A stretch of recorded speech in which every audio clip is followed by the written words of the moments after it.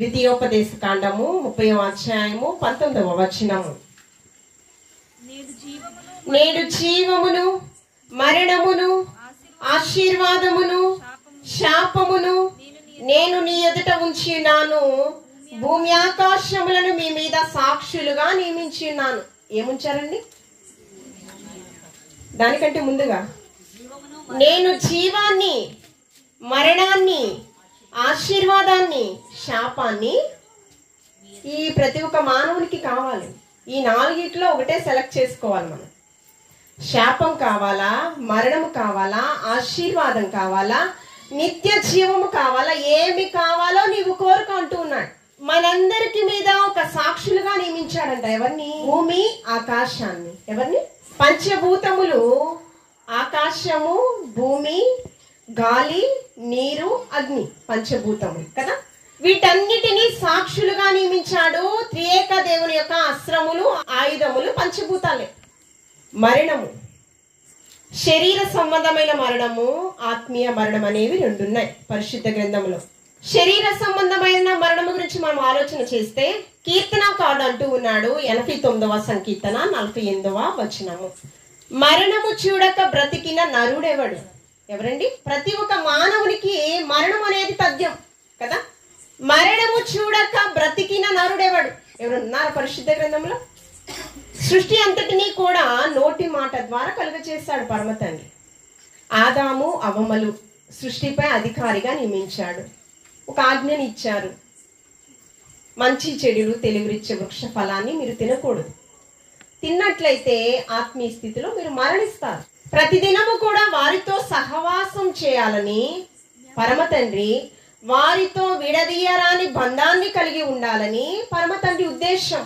ఆయన పోలికలో ఆయన స్వారూప్యమందే ఎందుకు నిర్మించుకున్నాడంటే పరలోకములో ప్రతి ఒక్కరు పరిశుద్ధులతో నింపబడాలని, నాలా వీరు కూడా జీవించాలని. తండ్రి కుడిపార్శ్వమున యేసుక్రీస్తు ప్రభువారు ఏ విధంగా ఉన్నారో మనము కూడా పరలోక రాజ్య పౌరులుగా అవ్వాలని, శాశ్వతమైన ఆనందం పొందుకోవాలనేదే ఆయన యొక్క ఉద్దేశం. కానీ ఆ ఫలాన్ని తిన్నారు. ఫలాన్ని తిన్న తర్వాత వారు ఏమయ్యారంటే చెట్లు పొదల చాటున దాగుకొని దిగంబరులుగా ఉన్నారంట. దేవుని యొక్క మహిమ వారి నుంచి వెడలిపోయినంట. వారు బ్రతికున్నారు కానీ ఆత్మీయ మరణము వారు పొందుకున్నారు. ఏ మరణం పొందుకున్నారు? అందుకనే మొదటి కొరింథీయులకు రాసిన పత్రిక 15వ అధ్యాయంలో చూస్తూ ఉన్నప్పుడు మొదటి ఆదాము చేత ఈ లోకములోనికి మరణం ప్రవేశించిందంట. కడపటి ఆదామైన క్రీస్తు ద్వారా మరణము దూరం అవ్వాలి కదా. అందుకనే హెబ్రీ పత్రికలో మనం చూస్తూ ఉన్నప్పుడు చూడండి 9వ అధ్యాయం 16వ వచనము.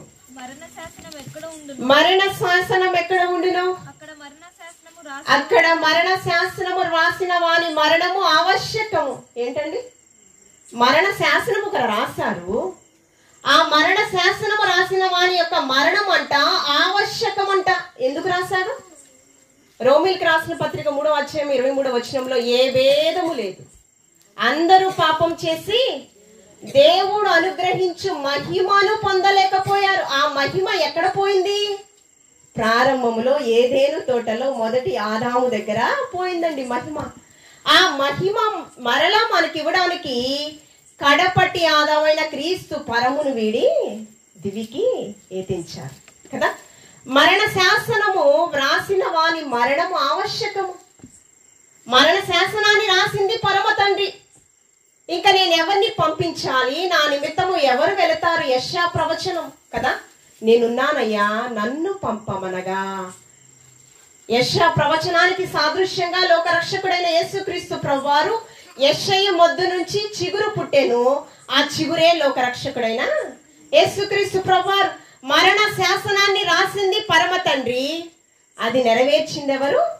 యేసుక్రీస్తు ప్రభు. నేను వెళతాను, నీ చిత్తాన్ని నేను నెరవేరుస్తాను. శిష్యులకు సూటిగా మాట్లాడారు.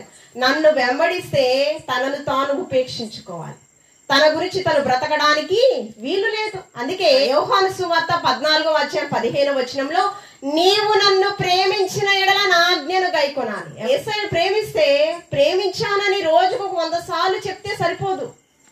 ప్రేమిస్తే ఏం చేయాలంట? ఆజ్ఞను గైకొనాలి. తండ్రిని యేసయ్య అమితంగా ప్రేమించాడు గనుకనే ఆయన తూచా తప్పకుండా ఈ లోకంలో పాటించాడు. జనం నుంచి మరణ పర్యాంతం వరకు మరియ తల్లి ఆ మందిరంలో యెరూషలేము దేవాలయంలో ఆహారం పెట్టాలని బాల్య వయసులోనే వెతుకుతూ ఉన్నప్పుడు, నేను తండ్రి పనుల నిమిత్తం వచ్చానని, తండ్రి చిత్తము నెరవేర్చుటయే నాకు ఆహారం అని నీకు తెలియదా ఏమ్మా? నీకు తెలియదా? నా తండ్రి చిత్తమే నెరవేర్చుటయే నాకు ఆహారము, నాకు పానీయమై ఉన్నది కదా. ఆత్మీయ మరణము ప్రారంభంలోనే జరిగింది. అందుకే కీర్తనకారుడు అన్నాడు, మరణము చూడక బ్రతికిన నరుడెవరు? పరిశుద్ధ గ్రంథంలో ఎవరైనా ఉన్నారా? మరణము చూడకుండా ఒకేసారి పరలోకానికి వెళ్ళిన వారు ఎవరైనా ఉన్నారా? చూద్దామండి. పరిశుద్ధ గ్రంథంలో చూడండి, హెబ్రీయులకు రాసిన పత్రిక 11వ అధ్యాయము 5వ వచనం. దేనిని బట్టండి? మరణము చూడకుండా ఉన్నటువంటి వ్యక్తులు ఇద్దరున్నారు. వారు దేనిని బట్టి అంటే విశ్వాసమును బట్టి. తర్వాత హానోకు మరణము చూడకుండునట్లు కొనిపోబడెను. దేని బట్టండి? నా యందు విశ్వాసముంచు ప్రతివాడు మరణించినను బ్రతుకును, బ్రతికిన వాడు మరి ఎన్నిటికీ మరణించాడంట. అసలు హానోకుకి శరీర మరణం కూడా లేదండి. అసలు ఏ మరణము లేదు. ఎందుకు లేదు? చూడండి, ఆదికాండము 5వ అధ్యాయము 22వ వచనం. కనిన తరువాత 300 ఏండ్లు దేవునితో నడిచుచు. ఎవరితో నడిచాడండి? దేవునితో నడిచాడంట. దేవునితో నడిచి తరువాత కుమారులను కుమార్తెలను కనెను. దేవునితో నడిచే అనుభూతిలోనికి ప్రతి ఒక్క క్రైస్తవుడు మారాలి. ఇందాకే చెప్పాను వాక్యం ఏంటి? దేవునితో నడవాలి. దేవునితోనే కొనిపోబడే అనుభవంలోకి ప్రతి ఒక్క క్రైస్తవుడు మారాలి. దేవునితో నడుచుట అంటే ఏంటి? అది చిన్న విషయమా? ప్రతిదినం మనం నడుస్తున్నాం. నడవకపోతే ఏమంటారు? వికలాంగులు అంటారు కదా. ఎక్కడ వేసిన గొంగలు అక్కడే ఉందిరా అంటారు కదా. వీడు తాడి చెట్టులాగా ఎదిగాడు కానీ బ్రెయిన్ మాత్రం పెరగలేదురా అంటారు. అవునా కదా. నడవాలి. నడవకపోతే మన జీవన విధానం అనేది కొనసాగదు కదా. మన జీవన పోరాటంలో నడవాలి. మన పనులు మనం చేసుకోవాలి. నడిచే అనుభూతి అంటే దేనిలో నడవాలి? నడచుచు కుమారులను కుమార్తెలను కనెను. మనము మొదటి జాము నుంచి సూర్యాస్తం వరకు ఎవరితో నడుస్తాం? భార్య భర్తతో కావచ్చు, బిడ్డలతో కావచ్చు, గ్రామస్తులతో కావచ్చు కదా. మనకి ఎక్కడైతే జీవనోపాధి కొరకు వృత్తిలో కొనసాగుతున్నామో వారితో కావచ్చు. ప్రయాణంలో అనేక మందితో మనం ప్రయాణిస్తూ ఉంటాం, ఎంతో మందితో. వాక్యమయ్యున్న దేవుడు, వాక్యము మనల్ని బ్రతికిస్తుంది. మనం దేవునితో వాక్యానుసారమైన జీవితంలో నడుస్తున్నామా లేదా? నేను చేసే ప్రతి పనికి ప్రత్యక్ష సాక్షి పరిశుద్ధాత్మ దేవుడు అని మనం గుర్తెరుగుతున్నామా లేదా? మనతో పాటు తుది శ్వాస వరకు ఒకరున్నారు. ఎవరు? ఆదరణకర్తగా ఎవరున్నారండి? పరిశుద్ధాత్మ దేవుడు. ఇందుగలడు అందులేడు సందేహం వెలదు, ఎందెందు వెతికినా అందందే గలడు. పరిశుద్ధాత్మ దేవుడు ఎక్కడున్నారండి? మనతో ఉన్నారు, మన మధ్య ఉన్నారు కదా. ఆయన మనతో నడుస్తూ ఉన్నాడు. నడుస్తూ ఉన్నప్పుడు ఆధ్యాత్మిక చింతన కలిగి మనము నడుస్తున్నామా? మన జీవన విధానము దేని కొరకు? విశాఖపట్నం నుంచి ఇక్కడికి వచ్చాను. మొట్టమొదటిసారిగా వస్తున్నాను. ఈ గ్రామం నాకు తెలియదు, ఈ ప్రాంతం నాకు తెలియదు. ఇక్కడికి వచ్చాను. వచ్చేటప్పుడు నేను లొకేషన్ మ్యాప్ అంతా కూడా చూసుకుంటాను. అక్కడ పరిస్థితులు, ఎలా ప్రయాణం, ఎంత సమయానికి నేను వెళ్ళాలి కదా. ఈ ప్రయాణంలో నాకు తెలిసిన వ్యక్తులు, తెలియని వ్యక్తులు అందరు తారసపడుతూ ఉంటారు. ఎవరిని నమ్మడానికి వీలేదు. కొత్తగా కనిపించినటువంటి వారిని అసలు మనం నమ్మకూడదు కదా. అనేకమైన జాగ్రత్తలు నా భర్తగారు నాకు చెప్తారు. శాంతి, నువ్వు ఆడపిల్లవి, వెళుతున్నావు, చాలా జాగ్రత్త అని నాకు చెప్తారు. తర్వాత అత్త మామగారు చెప్తారు. తర్వాత అమ్మా నాన్నగారు చెప్తారు. నా శ్రేయస్సు కోరికిన ప్రతి ఒక్కరూ చెప్పాలి. ముళ్ళబాటు ఉందమ్మా, వెళితే నీకేమవుతుంది? ముళ్ళు గుచ్చుకుంటాయి. వాక్యములో, వాక్యపు లోతుల్లో, వాక్యపు అడుగు చాడలలో మనం నడకపోతే ఏమవుతాం? అపవాది ఏమని మృంగుదుమా అని ఏమండి మన హృదయంలో మనల్ని ప్రేరేపిస్తుందంట. ఆహాబునంట తన భార్య ప్రేరేపించిందంట. ఏంటి? తన భార్య అయిన యెజబేలు ప్రేరణ చేత యెహోవా దృష్టికి కీడు తలపెట్టిన ఆహాబు వంటి వాడు మరి ఎవడును. ఎందుకమ్మా ఇంత ప్రయాణం చేసి అక్కడికి వెళ్ళా? ఆ గ్రామానికి ఎందుకు వెళ్ళడం? నీ కష్టాన్ని నిన్ను ప్రోత్సాహపరిచే ఆత్మలు ఎంతమంది? ఇవన్నీ నేను అంచనా వేసుకుంటే ఈ గ్రామానికి వస్తానా? కానీ నేను ఎవరిని నడుస్తూ ఉన్నాను, ఎవరి అడుగుచాడల్లో నడుస్తున్నాను, నన్ను పంపించింది ఎవరు? కానీ దేవుడు అంటూ ఉన్నాడు, బూది గంతముల వరకు నీవు సాక్షిగా ఉండాలంట. సత్య సువార్తను, శిలువ సువార్తను నీవు ప్రకటించాలి. మందిరం ఎక్కడ లేదో అక్కడ మందిరాన్ని నువ్వు స్థాపించాలి. దేవునితో నడిచే అనుభూతి అంటే ఇదండి. మందిరం ఉన్న చోట మందిరం కట్టడం దేవుని అనుభూతి కాదు, దేవునితో నడిచే అనుభవం కాదు. మందిరము లేని చోటే సువార్త ప్రకటించాలి. సువార్త ప్రకటించే పాదములు పర్వతముల మీద ఉంటాయంట. అక్కడ ఎత్తైన పర్వతం మీద ఉంటాయంట. వారంట జ్యోతుల వలె ప్రకాశిస్తూ ఉంటారు. దేవునితో నడిచే అనుభూతి ఉన్నటువంటి వారు ఎలా ఉంటారు? మీకు దేవాతి దేవుడు ఒక శ్వాసాన్ని ఇచ్చాడంటే దానికి ఏంటో ఒకసారి ఆలోచన చేయాలి. ఉచితమైన కృప మాత్రమే ఉంది. దేవునితో నడవకుండా ఎన్ని దినాలు వ్యర్థం చేశామో ఒకసారి మనల్ని మనము ఆత్మ పరిశీలన చేసుకోవాలండి. దేవునితో నడిచాడు గనకనే ఈ లోకంలో చింత లేని మనిషి, చింత లేని కుటుంబం లేనే లేదు. ఉందా? ఏ ఒక్క వ్యక్తిని తట్టి అడిగినా నీ గృహంలో ఏదైనా వేదన ఉందా, చింత ఉందా, బాధ ఉందా, ఎప్పుడెప్పుడు అడుగుతారా అని ఆశతో ఎదురు చూస్తూ ఉంటారు. ఓదార్పుకరమైన మాటలు విందామని ఎదురు చూస్తూ ఉంటారు. నీ చింత ఇక్కడ పెంచుతారు కానీ తగ్గించేవాళ్ళు ఎవ్వరు. భారభరితమైన జీవితాలను చిగురింప చేసే దేవుడు.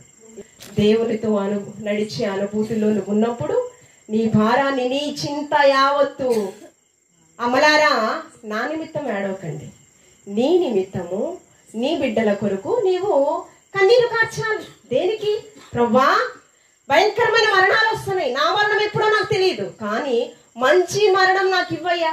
నీతిమంతుల జ్ఞాపకం చేసుకుంటా ఆశీర్వాదమే. కానీ ఆ కింద వచ్చిన ఎవరు చదవరు, అది తీసేస్తారు, అదేంటో తెలియదు. భక్తిహీనులను జ్ఞాపకము చేసుకునుట అసహ్యత పుట్టించును, అది కూడా చదవాలి. హానోకు దేవునితో నడుచుచు కుమారులను కుమార్తెలను కనెను. తరువాత దేవుడు అతను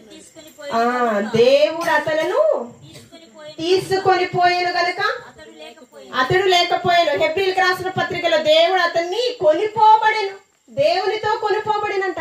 ఎందుకు? దేవునితో నడిచాడు. విశ్వాసమును బట్టంట. ఇన్ని క్వాలిటీస్ ఉన్నాయి. విశ్వాసం, దేవుని యందు నీకు విశ్వాసం ఉందా? అసలు నువ్వు శక్తికి మించిన కొలది నీ రక్తాన్ని దారపోసి నీ బిడ్డల కోసం, బిడ్డల యోగక్షేమాల కొరకు అహర్నిశలు ప్రయాసపడుతూ ఉంటావు. దేవుని మాటలు వింటానికి గంట కేటాయించవే. రామ్మా రామ్మా రామ్మా అని బతిలాడించుకుంటున్నావా? లేదండి, నీ ఆశీర్వాదము, శాశ్వత జీవం నీ నుంచి విడిపోతుందనేది నువ్వు మర్చిపోకూడదండి. దేవునితో నడవాలి, దేవునితో కొనిపోబడాలి. ఈ యొక్క జీవన పోరాటంలో భయంకరమైన శ్రమలు. దేవునితో కొనిపోబడితే అంటే దేవునితో నడిస్తే ఈ లోకంలో శ్రమలన్నీ జయించే శక్తిని దేవాతి దేవుడు మనకి ఇస్తాడు. మన పరిశుద్ధ గ్రంథంలో దరిద్రుడున్నారు, ధనవంతుడు ఇద్దరున్నారు కదా. ధనం చూస్తేనే అతనికి మనశ్శాంతి అంట. అతనికి టైటిల్ ఏంటి? ధనవంతుడు. ధనవంతుడే పేరేదో ఉండుంటది, కానీ మనుషులందరూ పెట్టింది ధనవంతుడు అని పెట్టారు కదా. ధనవంతుడు ఒకడు ఉన్నాడంట, చాలా సుఖపడుతూ ఉన్నాడంట. ఎలా ఉన్నాడు తెలుసా? సుఖ సౌఖ్యాలతో బ్రతుకుతూ ఉన్నాడంట. కానీ ధనవంతుడు ఇంటి ముందు ఒకడు ఉన్నాడంట. ఎవరున్నారు? దరిద్రుడు ఉన్నాడు. ధనవంతుడు ఉన్నాడు, సుఖపడుచూ ఉన్నాడు. దరిద్రుడు ఉన్నాడు, కుష్టి వ్యాధిగ్రస్తుడై ఉన్నాడు. అందరూ అసహింపబడే స్థితిలో ఉన్నాడు. కానీ ఎవరితో నడుచుచు, ఎవరితో కొనిపోబడాలని హృదయ వాంఛ అతనుకుందో చూడండి. లూకాసు వార్త 16వ అధ్యాయము 20వ వచనము. లాజరు ఒక దరిద్రుడుండెను, వాడు కురుపులతో నిండిన వాడై ధనవంతుని ఇంట వాకిట పడి ఉండి బల్ల మీద నుండి పడు రొట్టె ముక్కలతో ఆకలి తీర్చుకొనగోరినని, అంతేకాక కుక్కలు వచ్చి వాని కురుపులు, అంటే ఇంకా అసహింపబడే స్థితి. ఏ స్థితి అండి? మనుషులందరి చేత అసహింపబడే స్థితి. ఇందాకేం చెప్పాను? దేవునితో నడిచే అనుభవము, దేవునితో కొనుపోబడే అనుభవం, అది ఇదేనండి. చూడండి ఆ కింద వచనం చదవండి. ఆ దరిద్రుడు చనిపోయి ఎవరి చేత? ఎవరి చేత? దేవదూతల చేత అంట. ఎవరు? కుష్టి వ్యాధిగ్రస్తుడు. కుష్టి వ్యాధిగ్రస్తుడు ఎక్కడ ఉంటాడు తెలుసా? ఊరి బయట ఉంటాడు. ఏ బయట? చిన్న పెద్ద తారతమ్యం లేదండి, అందరూ అసహించుకుంటారు. దరిద్రుడు చనిపోయి దేవదూతల చేత అబ్రహాము రొమ్మున ఆనుకొనుటకు ఎవరి చేత కొనుకోబడ్డాడు? దేవదూతల చేత. ఇప్పటి వరకు కూడా ఎవరు తాకడానికి కూడా ఇష్టపడలేదు. ఇప్పటి వరకు కూడా ఎవరు తాకడానికి కూడా, అతను చూస్తే దరిద్రుడా, అమ్మో అతడు ఆ కుష్టి వ్యాధి మనకు కూడా వస్తుందేమో, అతని గాలి పాటు మనకు తగిలినా మనకు కూడా వస్తుందేమో. చాలా మంది క్రైస్తవ సమాజంలో కూడా పొద్దున్నే ఏదైనా పనిపాటుకు వెళ్తూ ఉంటాం కదా, ఏదైనా కీడు జరిగిందనుకో, ఆ అమ్మ ఎదురొచ్చింది, ఆ అయ్యి ఎదురొచ్చాడు కాబట్టి ఇట్లా జరిగింది. అందరు మనుష్యులందరి చేత విసర్జించబడినటువంటి వ్యక్తిగా, అందరూ హేళన చేసేటటువంటి వ్యక్తిగా, ఇంకెందుకురా నీకు ఈ బ్రతుకు చచ్చిపో అనే స్థితిలో తనున్నాడండి. ఎవరు చేత కొనుకోబడ్డాడో తెలుసా? దేవదూతల చేత కొనుకోబడినటువంటి వ్యక్తిగా. పరము నుంచి దేవదూతలను పంపి ఎక్కడంట? అబ్రహామున రొమ్మున చేర్చాడంట. ఏక దేవుడు ఎక్కడ చేర్చాడండి? కింద వచ్చిన చదవండి.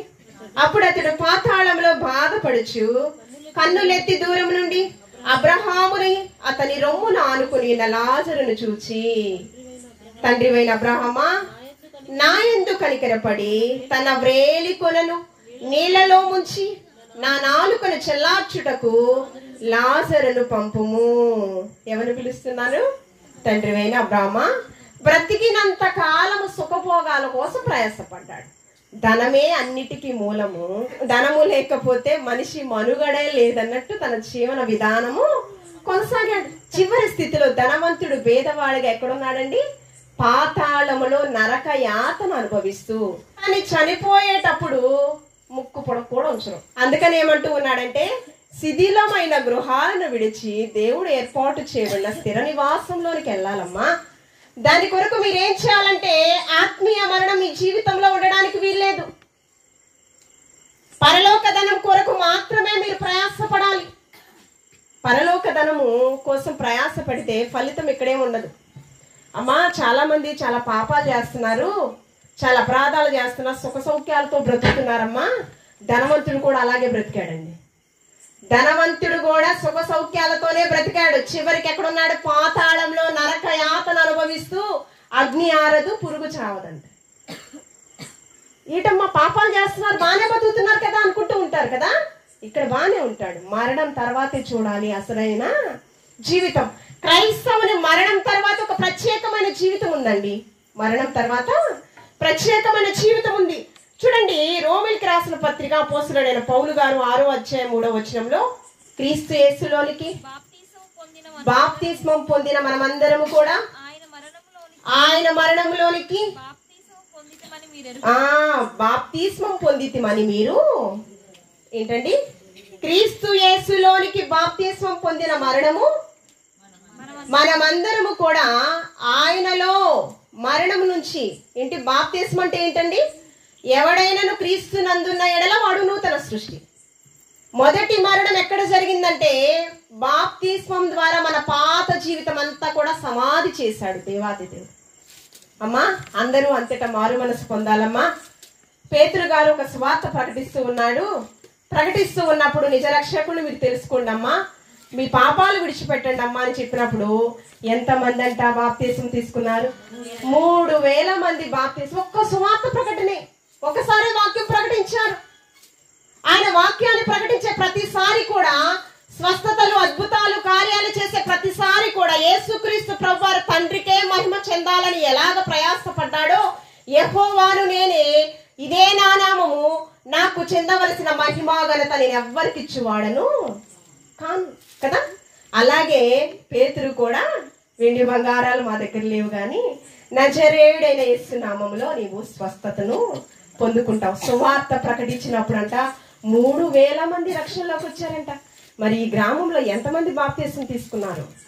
బాప్తిస్మం తీసుకున్న వారు ఎలా బ్రతుకుతున్నారో. బాప్తిస్మం తీసుకోవడం గొప్ప విషయం కాదు. అంటే మనుష్యులు మభ్య పెట్టడానికి బాప్తిస్మం అవసరం లేదు.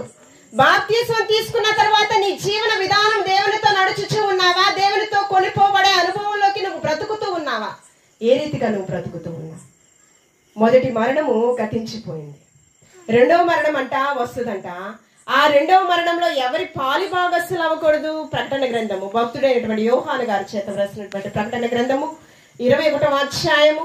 చాలా మంది అనుకుంటూ ఉంటారు వ్యభిచారము, దొంగతనము, నరహత్య, ఏమండి ఇవే పాపాలు, వీరు పరలోకానికి వెళ్ళరండి, ఇక్కడే భయంకరమైన మరణాన్ని పొందుకుంటారు అని అనుకుంటూ ఉంటారు. చూడండి, పిరికివారును, అవిశ్వాసులను, అసహ్యులను, నరహంతకులను, వ్యభిచారులను, మాంత్రికులను, విగ్రహారాధకులను, అబద్ధికులందరినీ అగ్నిగంధకములతో మండుగుండములో పాలు పొందురు. ఇది 2వ మరణం. దీంట్లో ఏమున్నాయి? వ్యభిచారం ఉంది, మాంత్రికులు. చాలా మంది కూడా నిజ రక్షకుని తెలుసుకుంటూ కూడా, నా బాల్య వయసు నుంచి కూడా కడవరి దినాలు వస్తున్నాయమ్మా, దేవుని యొక్క రాకడ బహు సమీపంగా ఉంది, మీరందరూ కూడా సిద్ధపాటు కలిగి జీవించాలని నా బాల్య వయసు నుంచి కూడా ప్రకటిస్తున్నారు. కానీ ఎంతమంది మార్పు చెందుచూ ఉన్నారో, ఎంతమంది దేవుని యొక్క మాటలు యందు శ్రద్ధ, వాక్యానుసారమైన జీవితం, దేవుని యందు భయభక్తులు కలిగి, ఎంతమంది దీర్ఘాయువుకు మూలమంట. భయభక్తులు కలిగి జీవించుటయే దీర్ఘాయువుకు మూలమంట. లోక సంబంధమైన పనుల్లో పిరికితనం ఉండదండి. చాలా మందికి లోక సంబంధమైన పనుల్లో పిరికితనం ఉండదు, అవిశ్వాసం ఉండదు, తడువుకోకుండా మాట్లాడుతూ ఉంటారు కదా. సమాధానం చెప్పాలంటే ఒక 10 మంది ఉండాలి. 10 మంది ఆడవాళ్ళతో మాట్లాడడం చాలా కష్టం, 1000 మంది మగాళ్ళతో మాట్లాడవచ్చు. నేను కూడా చెప్తున్నాను, జ్ఞానము కలిగిన స్త్రీ కుటుంబాన్ని కట్టును, 3 రాళ్ళు తన చేతులతో కుటుంబాన్ని. ఇక్కడ ఎంతమంది తలాంతులు ఉన్నాయో అందరూ గొయ్యి తీసి పాతి పెట్టేస్తున్నారు.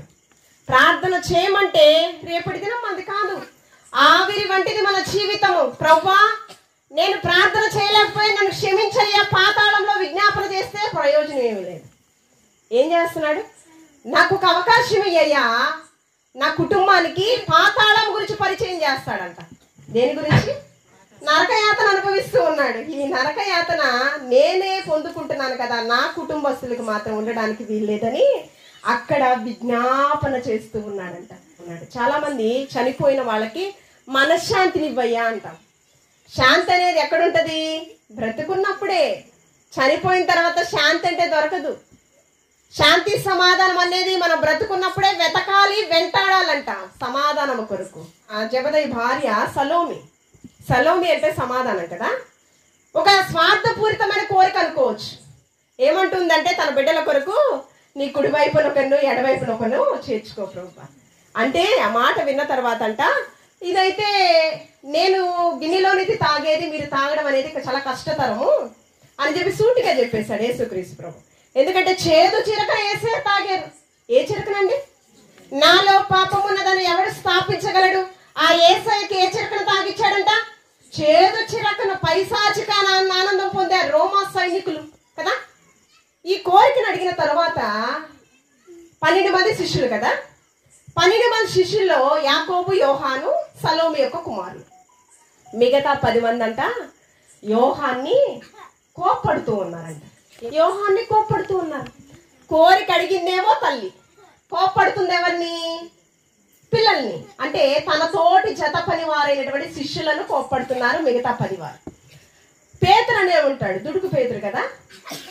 నేను సీనియర్ మోస్ట్ని, శిష్యుల్లో ప్రథముడిని నేను, నీకు ఏదైనా రికమెండేషన్ కావాలంటే నన్ను అడగాలి, డైరెక్ట్గా వెళ్ళి ఎలా అడిగేస్తావమ్మా? ఎలా అడిగేస్తావు?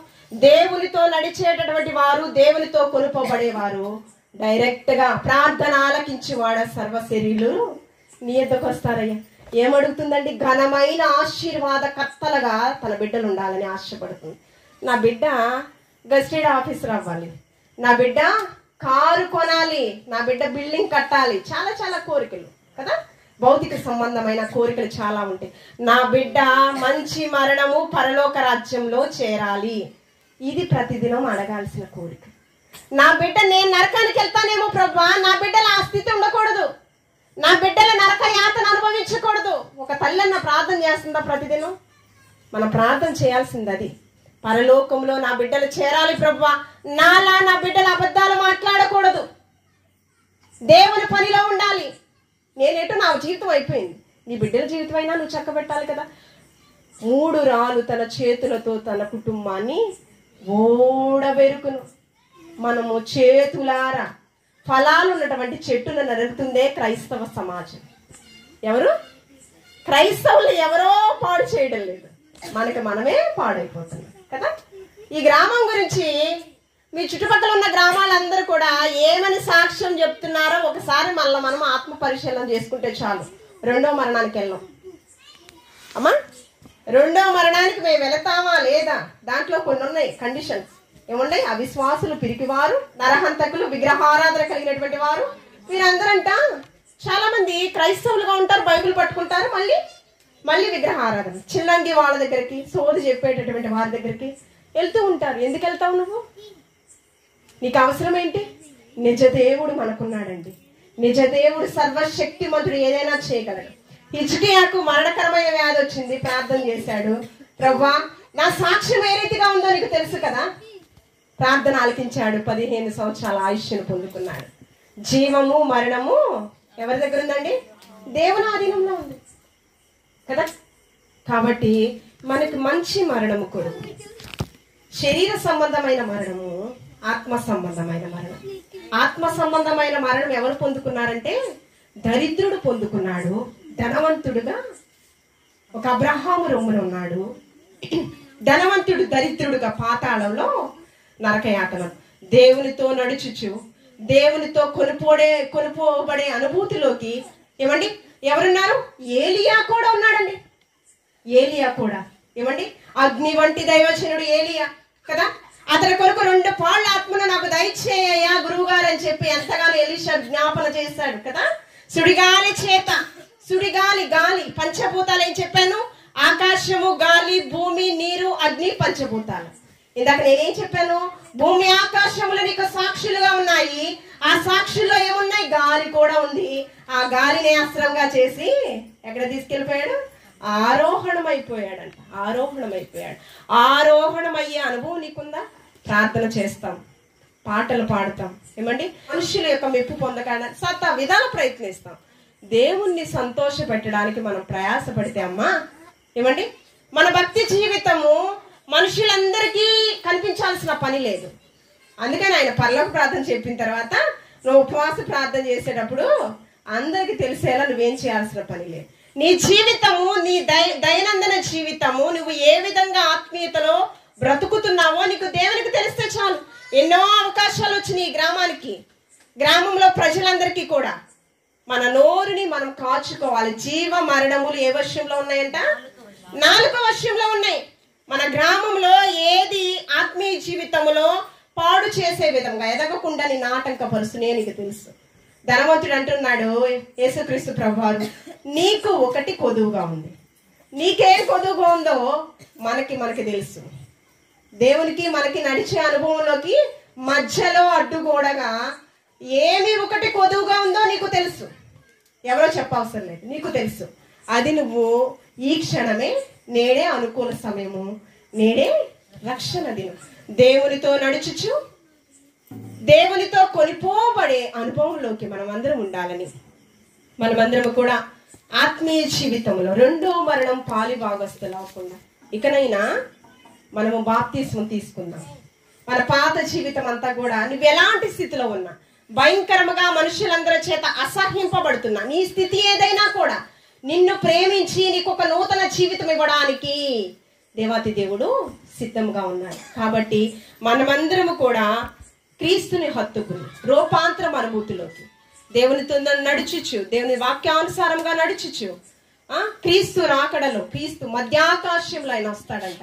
మధ్యాకాశంలో మనం అందరూ కూడా ఎత్తబడే వరుసలో ఉండాలని, ఆ నూతన యెరూషలేములో శాశ్వతమైన ఆనందం ఉందండి. ధనవంతుడు నరకంలో నరక యాతన అనుభవిస్తూ ఉన్నాడు. నరక యాతన మనకు ఉండకూడదు అని దేవదేవుడు ఆశపడుచు ఉన్నాడు. అందుకని వాక్యముతో సమయమందు అసమయమందు దేవాతి దేవుడు మనతో మాట్లాడచ్చు ఉన్నాడు. కాబట్టి రేపటి దినము మనది కాదు, ఆవిరి వంటిది మన జీవితము. ఉన్న సమయాన్ని మనం సద్వినియోగపరుచుకుందాము, వాక్యానుసారమైన జీవితం జీవితాము. దేవుని యొక్క రాకడలో ఎత్తబడే వరుసలో అక్కైపాల గ్రామంలో ఉన్న ప్రతి ఒక్కరు కూడా, ప్రతి ఒక్క కుటుంబం కూడా, మరి ముఖ్యంగా తోటకూర వంశంలో ఉన్నటువంటి యశ్యాన్ అంకుల్ గారు దేవుని సన్నిధానంలో నిద్రించారు. ఆయనకి దైవికమైన చింతన అయితే ఉంది. ఎందుకంటే దేవుని యొక్క మందిరం విషయంలో నాకు కొన్ని సలహాలు ఇచ్చారు కాబట్టి నాకు తెలుసు. కాబట్టి మనము ఆధ్యాత్మిక చింతన కలిగి, మనమందరం కూడా తోటకూర వంశంలో ఉన్న ప్రతి ఒక్కరు కూడా ఆధ్యాత్మిక చింతన కలిగి పరలోకము కొరకు ప్రయాసపడుతూ పరలోక రాజ్య పరిచయం చేసేటటువంటి వ్యక్తులుగా, అనేకులకు ఆ పరలోక రాజ్య పరువులుగా దేవుని యొక్క రాకడలో ఎత్తబడే వరుసలో మనమందరం ఉండాలని దేవాతి దేవుడి మాటలు మనందరి వెనుకల్లో బహుగా ఫలించి ఆశీర్వదించునుగాక. ఆమేన్. పరిశుద్ధుడా, గనుడా, గొప్ప దేవా, నీకు వందనాలు. సజీవమైన వాక్కులతో ప్రభా సూటిగా మాతో మీరు మాట్లాడే విధమును బట్టి వందనాలు. వాక్యానుసారమైన జీవితం ప్రతి ఒక్కరికి దయచేయండి. నీ రాకడ కొరకు సిద్ధపడే వరుసలో ప్రభా, నీ రాజ్య స్థాపన కొరకు ప్రయాసపడే వరుసలో ఆయత్తపరచమని క్రీస్తు పరిశుద్ధ నామములో అడిగి వేడుకుని ప్రార్థించుచున్నాము తండ్రి. ఆమేన్. ప్రేమ నమ్మకం కలిగిన మా కన్న తండ్రి, స్తుతులకు పాత్రుడా, స్తోత్రాహుడా, ఘనతకరుడా, మా గొప్ప దేవానికి వందనాలు ప్రభా. నీకు స్తోత్రము. యశాంకులు ప్రభా నీ సన్నిధానంలో నిద్రించి ఉన్నారు ప్రభా. మాకంటే ముందుగా నీ యొక్క కుమారుని సన్నిధానంలో చేర్చుకున్నారు ప్రభా. నీకు స్తోత్రము ప్రభా.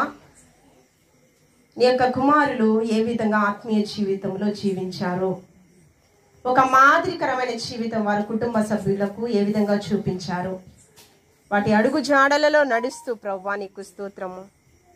ఈ జీవన విధానంలో ప్రభా పరిశుద్ధుడా నీకు వందనాలు. కుటుంబ సభ్యులందరూ కూడా ప్రభా మనుష్యుల దయలో మీ దయలో వర్ధిల్లుతూ ప్రభా నీ రాజ్యస్థ వార్తల కొరకు ప్రయాసపడుతూ ప్రభా అనేకులను నీ వైపు ఆకర్షించే బలమైన సాధనాలుగా ప్రభా మందిర నిర్మాణం కొడుక ప్రభా వారి యొక్క హృదయాలను మీరు ప్రేరేపించి ప్రభా నీకు స్తోత్రము. నా మందిరము సమస్త జనులకు ప్రార్థనా మందిరముగా ప్రభా వాటి కొరకు ప్రయాసపడుతూ దైవజనులకు ప్రోత్సాహపరిచే కుటుంబముగా ఈ కుటుంబాన్ని మీరు ఏర్పాటు చేసిన విధమును బట్టి వందనాలు ప్రభా. ఈ కుటుంబాన్ని మీరు దీవించండి, ఆశీర్వదింపచేయండి. రెట్టింపు ఆశీర్వాదానికి యోగ్యులుగా మీరు ఎంచమని అడుగుచూ ఉన్నాను ప్రభా. నీకు స్తోత్రము. సంఘ పరిచర్యలో కూడా పాత్రలుగా బిడ్డల్ని వారికి ఇచ్చినటువంటి తలాంతులన్నీ కూడా సద్వినియోగపరుచుకుంటూ ప్రభా నీ నామ ఘనతకై ప్రయాసపడే వరుసలో తన తండ్రి గారి గురించి ఎంతో మంచి సాక్ష్యం వినిపించారు ప్రభా. నీకు స్తోత్రం. ఆ బిడ్డల్ని ఇంకా ప్రభా భోజనపు బల్ల చుట్టూ బిడ్డలు ఒలీవ మొక్కల వలె, కుమారులు ఎదిగిన మొక్కల వలె, కుమార్తెలు నగరకు చెక్కబడిన మూల కంబాల వలె ప్రభా ఆ వాగ్దానం వీరందరి జీవితంలో మీరు స్థిరపరచమని అడుగుచూ ఉన్నాను. వారి బిడ్డ తరాలను మీరు దీవించండి, ఆశీర్వదింపచేయండి. ఆత్మీయ జీవితంలో మీరు ఫలింపచేయండి ప్రభా. నీకు స్తోత్రము. వచ్చినటువంటి ప్రభా సంఘంలో ఉన్న ప్రతి ఒక్క బిడ్డని ప్రభా ఈ యొక్క ఆరాధనలో పాల్గొన్న ప్రతి ఒక్కరిని మీరు దీవించండి, ఆశీర్వదింపచేయండి ప్రభా. ఫలభరితమైన కుటుంబాలతో ప్రభా నీతో నడిచే అనుభవంలోకి, నీతో కొనుపోబడే అనుభవంలోనికి ఇక్కడ ఉన్న ప్రతి ఒక్కరిని మీరు మార్చమని అడుగుచూ ఉన్నాను. పరిశుద్ధుడా నీకు వందనాలు ప్రభా. నీకు స్తోత్రము ప్రభా. జీవనోపాధి కొరకు ప్రయాసపడుతున్నటువంటి వాటిని మీరు ఫలింపచేయండి ప్రభా. వారి హస్తాన్ని మీరు బలపరచండి. ప్రతి ఒక్క కుటుంబంలో శాంతి, సమాధానం, సమృద్ధిలోనికి మీరు నడిపించమని అడుగుచూ ఉన్నాను. సుఖ సౌఖ్యాలతో మీరు జీవింపచేయండి ప్రభా. నీకు స్తోత్రము. ప్రార్థనా యోధులను, ప్రార్థనా విజ్ఞాపన కర్తలను మీరు లేవనెత్తమని అడుగుచూ ఉన్నాను. నీ కుమార్తె ప్రసన్న సిస్టర్ని ప్రభా సంఘ పరిచర్యలో ఒక సాధనంగా ప్రభా బలమైన పాత్రగా మీరు వాడుకుంటున్న విధమును బట్టి వందనాలు ప్రభా. నీకు స్తోత్రం. ఇంకా బహుబలముగా నీ పరిచర్యలో వాడుకోమని అడుగుచూ ఉన్నాను ప్రభా. నీకు స్తోత్రము. ఇక్కడ ఉన్నటువంటి ప్రబోధ సిస్టర్ కావచ్చు, తన సహోదరులు అందరూ ఎంతమంది నీ యమన బిడ్డలు ఉన్నారు ప్రభా వారందరినీ మీరు దీవించండి ప్రభా. అంత్య దినాలలో ప్రభా దాసుల మీద, దాసురాండ్ల మీద ప్రభా నీ యొక్క ఆత్మాభిషేకాన్ని నింపుతానని సెలవిచ్చిన దేవా, ఎక్కడున్న ప్రతి ఒక్కరిని నీ పరిచర్యలో బహుబలముగా మీరు వాడుకోమని అడుగుచూ ఉన్నాను. నీ జ్ఞానంతో బలపరచమని అడుగుచూ ఉన్నాను ప్రభా. నీకు స్తోత్రము. పరిశుద్ధుడా నీకు వందనాలు. ప్రతి ఒక్క కుటుంబాన్ని మీరు దీవించండి, ఆశీర్వదింపచేయండి. ఇక నీ యొక్క సంఘ బిడ్డలందరినీ మీరు దీవించండి. ప్రతి కుటుంబంలో శాంతి, సమాధానం, భూ సంబంధమైన పరలోక సంబంధమైన ఆశీర్వాదాలు మెండుగా వీరందరిపైన మీరు కృమ్మరింపచేయమని క్రీస్తు పరిశుద్ధ నామములో అడిగి వేడుకుని ప్రార్థించుచున్నాము తండ్రి. ఆమేన్. పరలోకమందున మా తండ్రి, నీ నామం పరిశుద్ధపరచబడుగాక, నీ రాజ్యం మాకొచ్చునుగాక, నీ చిత్తం పరలోకమందు నెరవేర్చినట్లు భూమి యందును నెరవేరునుగాక. మాకు కావలసిన ఆహారం నేడు మాకు దయచేయము. మా రుణస్తులు మేము క్షమించిన ప్రకారము మా రుణములు క్షమించుము. మమ్మల్ని శోధనకి కీడు నుంచి తప్పించుము. ఎందుకంటే రాజ్యము, బలము, మహిమ నిరంతరము నీవైనావు తండ్రి. ఆమె తండ్రి, కుమార, పరిశుద్ధాత్మ త్రియక దేవుని మెండు దీవెనలు ఇప్పుడు ఎల్లప్పుడు సదాకాలము ప్రభా కుమార ఆంటీ గారికి, వారి బిడ్డలకి, వారి బంధుమిత్రాదులందరికీ, ఇక్కడున్న ప్రతి ఒక్కరికి, గ్రామంలో ఉన్న ప్రతి ఒక్కరికి సదాకాలం నిలిచి తోడైండును గాక. ఆమేన్.